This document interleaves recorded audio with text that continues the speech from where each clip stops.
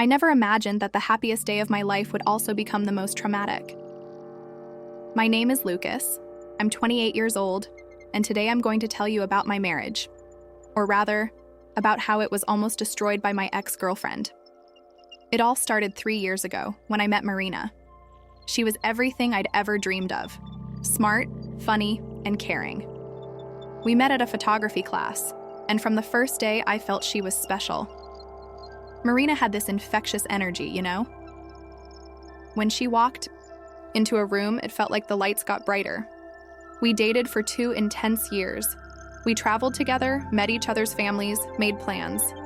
I truly believed she would be the woman of my life.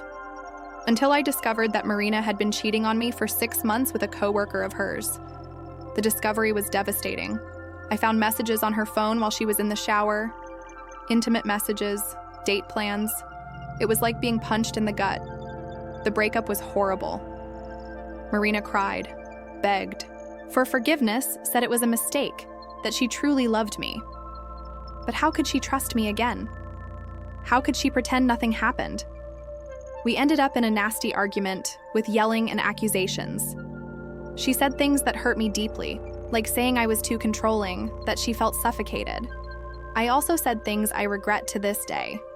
After the breakup, I spent months depressed. My friends worried about me. I lost 20 pounds, couldn't concentrate at work, and wasn't sleeping well. It was my sister who forced me to go to therapy. During this dark period, Marina tried to get back together several times. She called me crying, showed up at my house, and sent flowers to my work. But I was determined. I wanted nothing more to do with her. It was in therapy that I began to rebuild myself. And it was at a friend's birthday party, 8 months after the breakup, that I met Sarah. Sarah was the complete opposite of Marina. Where Marina was extroverted and dramatic, Sarah was calm and balanced. Where Marina was impulsive, Sarah was thoughtful. Sarah was a math teacher with a sweet smile and eyes that conveyed a peace I hadn't felt in a long time. Our relationship grew slowly. Sarah knew my history with Marina and was patient with me. She never pressured, never demanded anything. She was simply there when I needed her. Over time, I realized that true love wasn't the overwhelming, confusing passion I felt for Marina. It was this sense of peace, of being at home that Sarah gave me. We proposed to Sarah at sunset on the beach where we had our first kiss. She cried, I cried, it was perfect. We planned the wedding for a whole year. Sarah wanted something simple and elegant, and I agreed to everything. She deserved the wedding of her dreams. During the preparations, Marina tried to get in touch a few times. She sent messages congratulating me on the engagement, saying she was happy for me. I blocked her on all social media and changed my number. I didn't want anything to remind me of that period in my life. Sarah knew about these attempts to contact me and, with the maturity she possessed, suggested I make peace with the past. But I wasn't ready. The wedding day dawned beautifully. The sun was shining, the temperature was perfect. The venue was a farm in the mountainous region, surrounded by mountains and lush greenery. Sarah had chosen every detail: white and pink flowers, hanging lights from the trees, a rustic yet elegant decor. When I saw her walking down the aisle in a white dress, with that smile I fell in love with every day, I felt it was finally complete. The ceremony was perfect.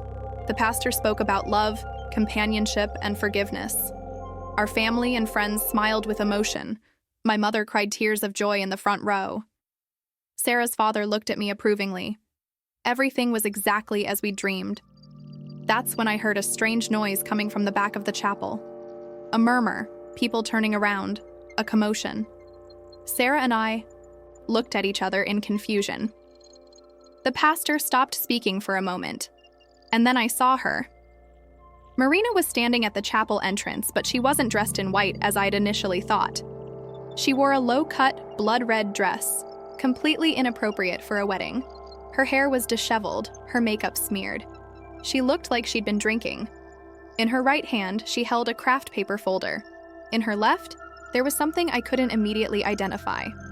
My heart raced. Sarah squeezed my hand tightly.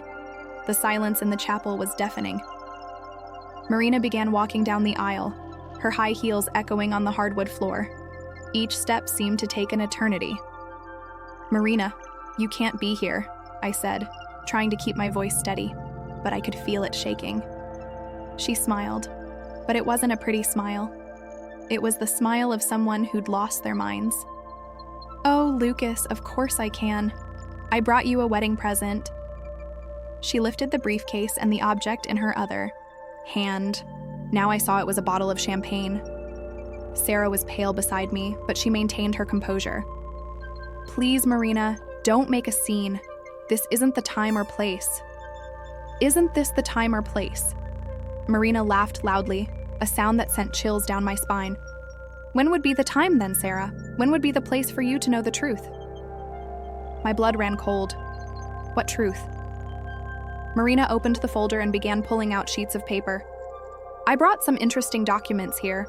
Medical reports, to be more specific." The pastor tried to intervene. "Ma'am, please respect the ceremony." "Shut up, Pastor," Marina shouted. Several people rose from their chairs.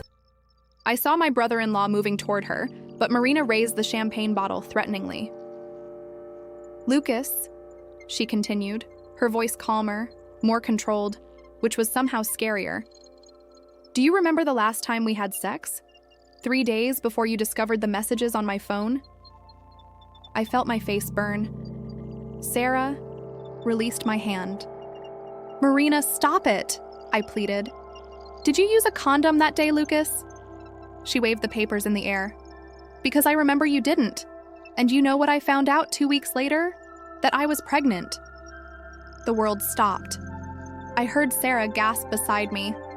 Several people in the audience gasped in shock. My mother shot up from her seat as if she were about to faint. "That's a lie," I managed to say, but my voice was weak.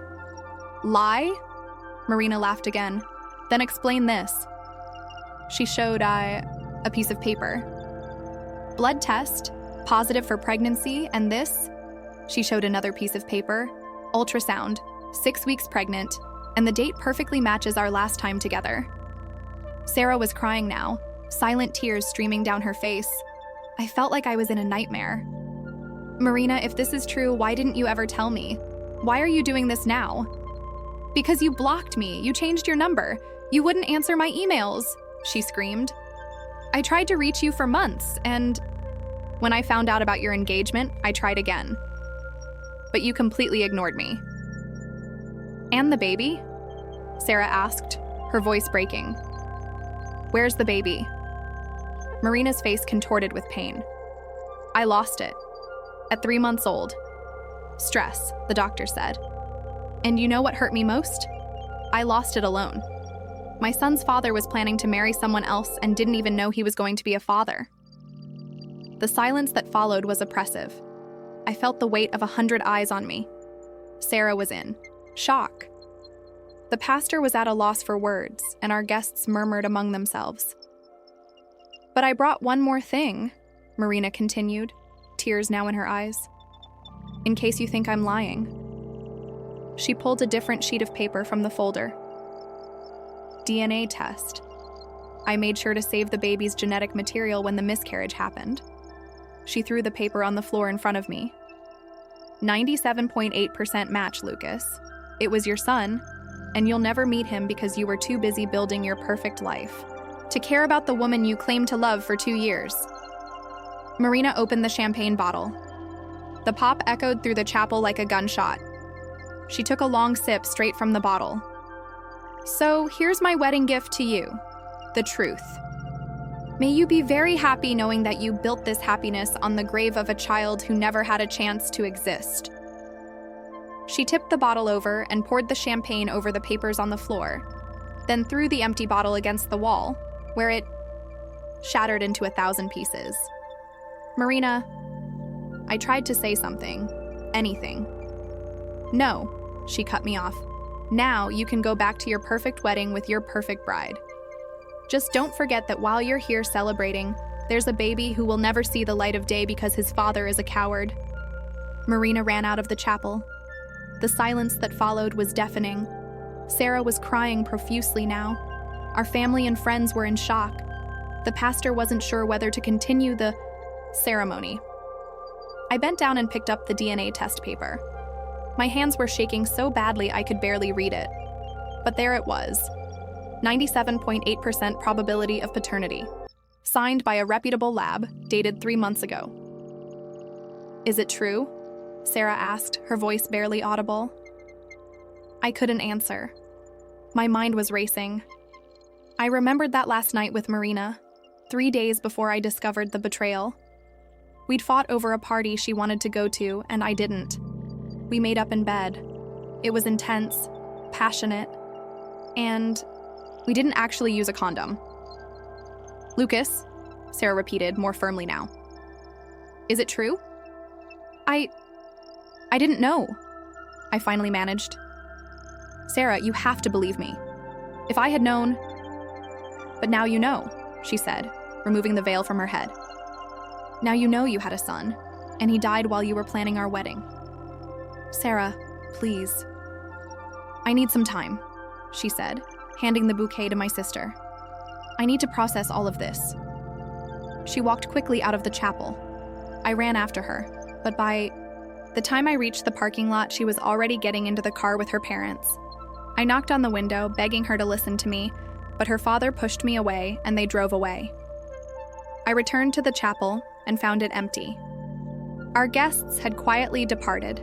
Only my family and a few close friends remained. My mother was picking up the wet papers from the floor, crying. Mom, leave it, I said. He was my grandson, she said through tears. And I didn't even know he existed.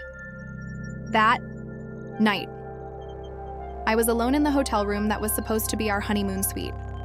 I tried calling Sarah dozens of times, but she didn't answer. I sent texts, emails, nothing. I also tried to reach Marina, but her number no longer worked. In the following days, I learned from mutual friends that Marina had voluntarily checked herself into a psychiatric clinic. Apparently, she'd been in a deep depression for months, ever since losing her baby. Her appearance at my wedding was a freakout. Sarah didn't speak to me again until a week later. We arranged to meet at a neutral cafe. She was thin, with dark circles under her eyes, but still beautiful. We talked for hours. I cried, apologized, and explained that I really didn't know anything. Sarah listened in silence. I don't think you knew, Lucas, she finally said. But that doesn't change the fact that you had a child and it died. It doesn't change the fact that Marina tried to talk to you and you completely ignored her. It doesn't change the fact that if you had been a little less proud, maybe you could have helped her through the pregnancy. What are you saying? I'm saying I need time. A lot of time. I don't know if I can marry someone carrying that weight. Sarah gave me back my engagement ring that day. She said she loved me, but that she needed to figure out if she could live with that truth. We parted ways once again. I spent months trying to find Marina. I wanted to better understand what happened. I wanted to apologize. I wanted to do something to ease her pain. But she had completely disappeared. Her family wouldn't give any information. Friends said she had moved to another state. Sarah and I spoke sporadically. She was in therapy, trying to process everything. I went back to therapy too. I discovered that carrying guilt for something I didn't know was just as destructive as carrying guilt for something I did. 6 months after the wedding that didn't happen, Sarah called me. I want to talk to you, she said. We met at the same cafe. She was different, lighter, though still sad. I've learned a few things these past few months, she began. I've learned that true love isn't just about being together in the happy moments. It's about how we deal with tragedies, mistakes, and losses. Sarah, let me finish. I've also learned that you're not responsible for Marina's choices. She chose not to push further when you blocked her. She chose to keep this to herself. She chose to show up at our wedding like that. You knew nothing. I felt hope grow in my chest. But I also learned that I want to be with someone who is able to face the past, not run away from it. You ran away from Marina. You ran away from your problems. You pretended nothing had happened. And now I need to know, have you changed? I spent the next few months proving to Sarah and to myself that I had changed. I found Marina through a private investigator. She was living in a small town in the countryside, working at a rural school. I went there. The meeting was difficult, painful, but necessary. Marina was better, undergoing treatment, but still carried a lot of resentment. We talked for hours. I cried, asked for forgiveness, offered psychological help, financial help, anything. She didn't accept any of it, but said she forgave me. "I just want you to be happy, Lucas," she said at the end. "I just don't want you to forget that we were almost a family once." "I'll never forget," I promised. Sarah was there, for me throughout this entire process. She saw my determination to make peace with the past, to take responsibility, to grow. Slowly, we began to rebuild our relationship. 18 months after that fateful wedding, we married again. This time, in a small, intimate ceremony with only close family present. There were no surprises, no drama, just love, forgiveness, and the certainty that we had matured together. Today, 3 years later, Sarah and I have a beautiful 1-year-old daughter. We chose the name Marina for her, not in honor of my ex, but as a way to honor the memory of that baby I never knew. Sarah suggested the name, saying she wanted to transform that pain into something beautiful. I still think about my first child sometimes. I wonder what he would be like, what kind of person he would be. But I've learned that I can't live in what-ifs. I can only be a better father to the daughter I have now, and a better husband to the woman who chose to forgive me and start over, with me. Marina also rebuilt her life. I learned she married a teacher at the school where she works and is pregnant again. I'm happy for her. We all deserve a second chance at happiness.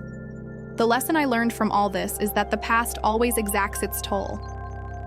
We can try to run away, ignore it, pretend it doesn't exist, but eventually it finds us. And when that happens, we have 2 choices. Let it destroy us, or use it to make us better people. I chose the latter, and today I can say that. Despite all the pain, I became a better man, a better husband, a better father because of that terrible day when my ex-fiancé showed up at my wedding in a red dress, bringing a truth that changed my life forever.